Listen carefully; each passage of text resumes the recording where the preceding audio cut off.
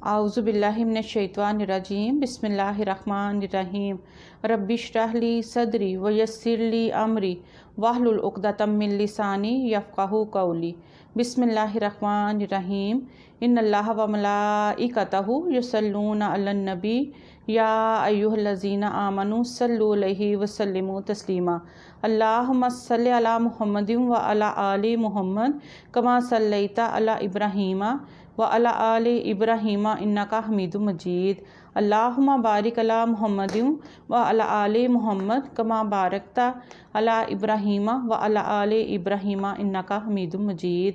अस्सलाम वालेकुम व रहमतुल्लाहि व बरकातुहू। इससे पहले व्लॉग में हमने इस्लाम और ईमान के बारे में पढ़ा था, जिसकी एक हदीस मुबारक में हज़रत जिब्राईल अलैहिस्सलाम ख़ुद नबी करीम सल्लल्लाहु अलैहि वसल्लम की खिदमत में हाज़िर हुए और सवालात के ज़रिए ईमान और इस्लाम और एहसान के बारे में पूछा और फिर उसकी ख़ुद ही तस्दीक भी की।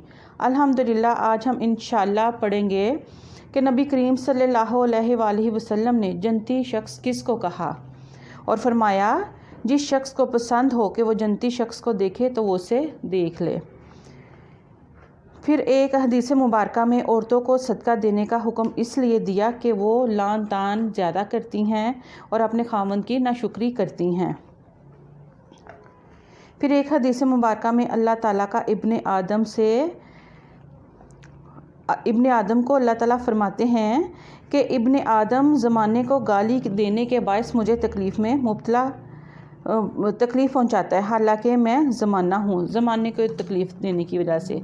तो इस सिलसिले में हम हदीसें शुरू करते हैं और इस सिलसिले की पहली हदीस मुबारक है, सही मुस्लिम की हदीस मुबारक है। हज़रत अबू हुरैरा रज़ियल्लाहु अन्हु बयान करते हैं, रसूलुल्लाह सल्लल्लाहु अलैहि वसल्लम ने फरमाया, उस ज़ात की कसम जिसके हाथ में मोहम्मद सल्लल्लाहु अलैहि वसल्लम की जान है, उस उम्मत के जिस यहूदी और ईसाई ने मेरे मुतल्लिक सुन लिया और फिर वो मुझ पर उतारे गए दीनों शरीयत पर ईमान लाए बगैर फोत हो गया तो वो जहन्नमी है।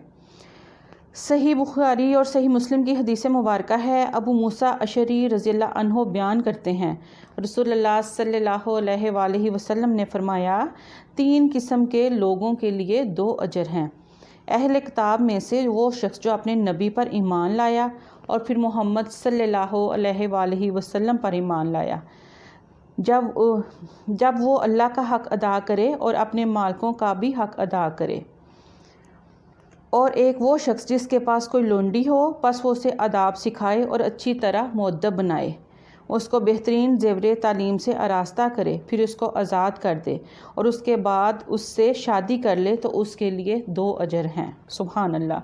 सही बुखारी और सही मुस्लिम की हदीस मुबारक है। इब्ने उमर रज़ियल्लाहु अन्हुमा बयान करते हैं, रसूलुल्लाह सल्लल्लाहु अलैहि वसल्लम ने फरमाया, मुझे लोगों से कताल करने का हुक्म दिया गया है, हत्ता कि वो गवाही दें कि अल्लाह के सिवा कोई माबूद बरहक नहीं और ये कि मोहम्मद सल्लल्लाहु अलैहि वसल्लम अल्लाह के रसूल हैं, और वो नमाज कायम करें और ज़कात दें।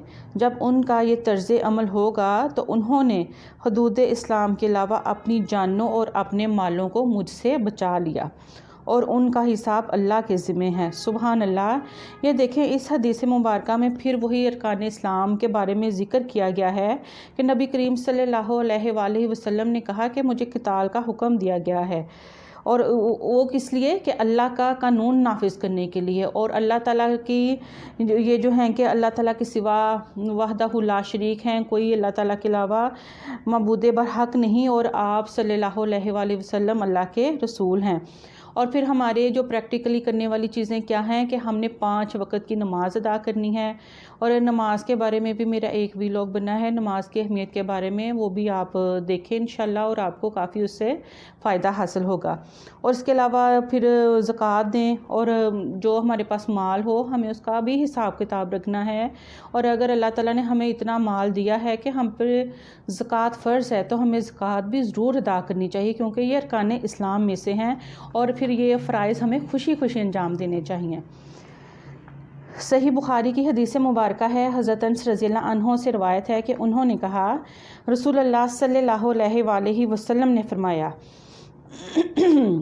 जो शख्स हमारी नमाज की तरह नमाज पढ़े, हमारे किबला की तरफ रुख करे اور ہمارا ذبیحہ کھائے تو وہ ایسا مسلمان ہے جسے اللہ اور اس کے رسول کی امان حاصل ہے، سو تم اللہ کی امان اور ذمے کو نہ توڑو۔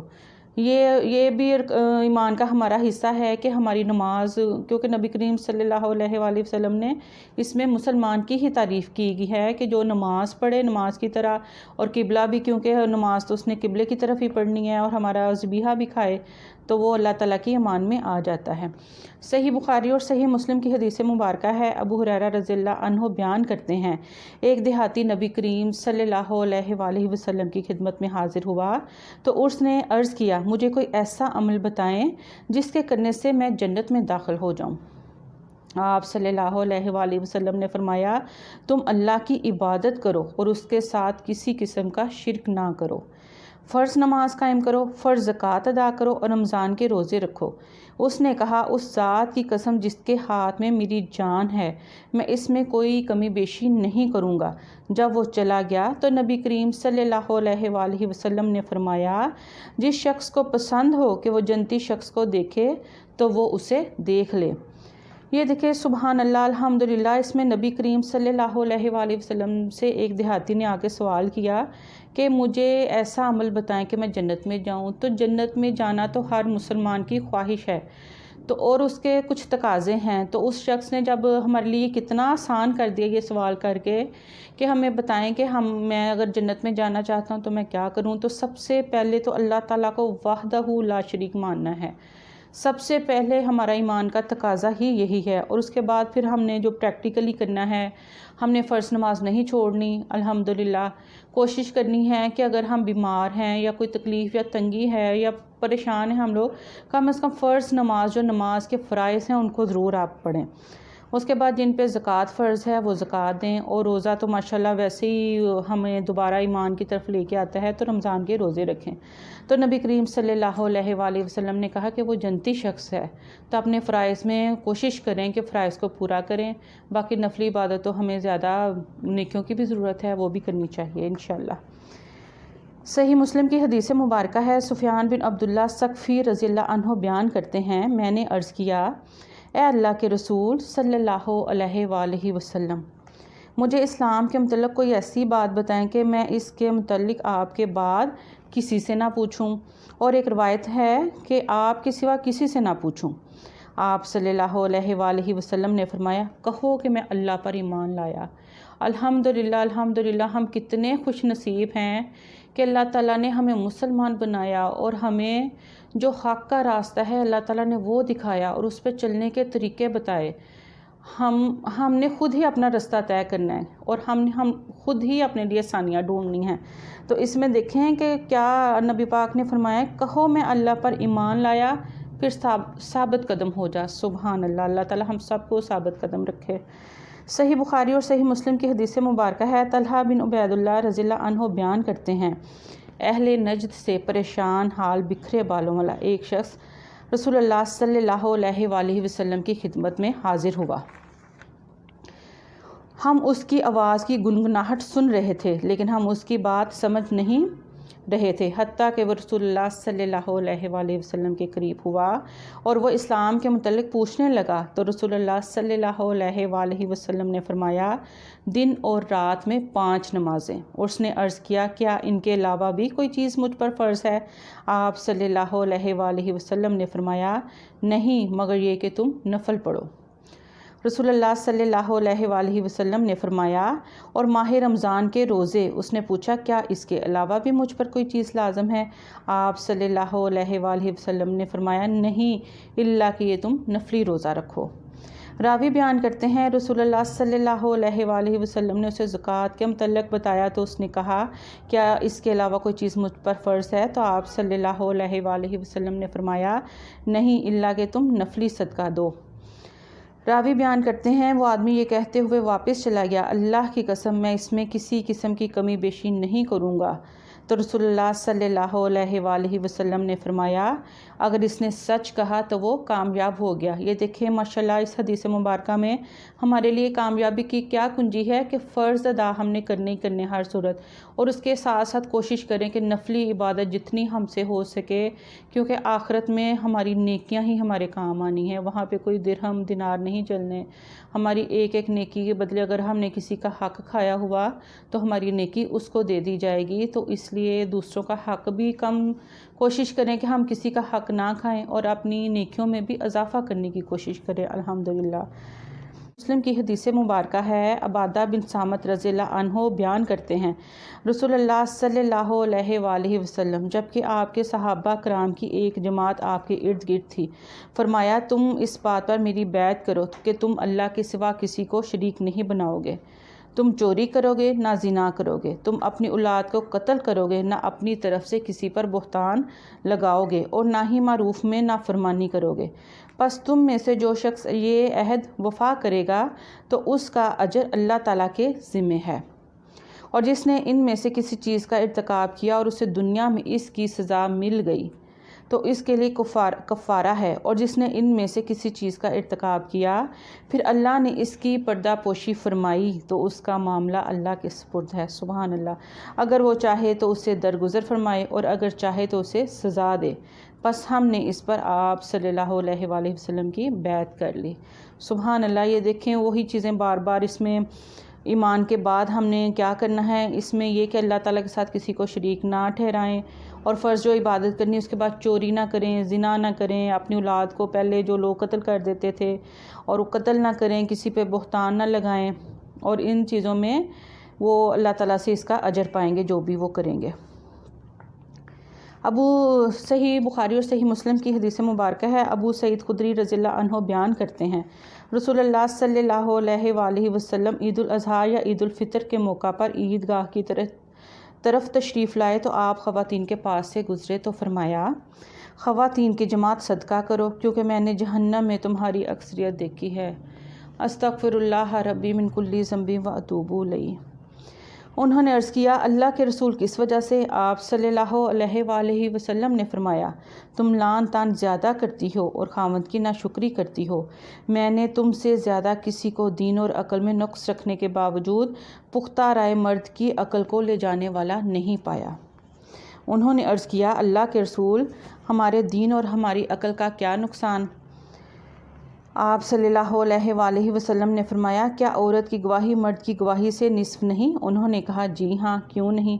آپ صلی اللہ علیہ وآلہ وسلم نے فرمایا، یہ اس کی عقل کا نقص ہے۔ آپ صلی اللہ علیہ وآلہ وسلم نے فرمایا، کیا جب اسے حیض آتا ہے تو اس وقت وہ نماز اور روزہ ترک نہیں کرتی؟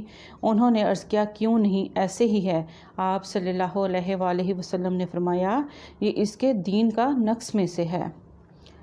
اور بخاری شریف کی حدیث مبارکہ ہے، حضرت ابو ہریرہ رضی اللہ عنہ بیان کرتے ہیں، رسول اللہ صلی اللہ علیہ وآلہ وسلم نے فرمایا، اللہ تعالیٰ فرماتا ہے، ابن آدم نے میری تکذیب کی حالانکہ یہ اس کے لیے مناسب نہیں، اور اس نے مجھے برا بھلا کہا حالانکہ اس کے لائق نہیں تھا، رہا اس کا مجھے جھٹلانا تو اس کا یہ کہنا ہے کہ مجھے دوبارہ پیدا نہیں کرے گا جیسے اس نے شروع میں مجھے پیدا کیا تھا، حالانکہ پہلی بار پیدا کرنا میرے لیے دوبارہ پیدا کرنے سے زیادہ آسان نہیں، اور رہا اس کا مجھے برا بھلا کہنا تو اس کا یہ کہنا ہے اللہ کی اولاد ہے، حالانکہ میں یکتا بے نیاز جس کی اولاد ہے، نہ والدین اور نہ ہی کوئی جس کا اور نہ ہی میرا کوئی ہمسر ہے۔ سبحان اللہ، سبحان اللہ۔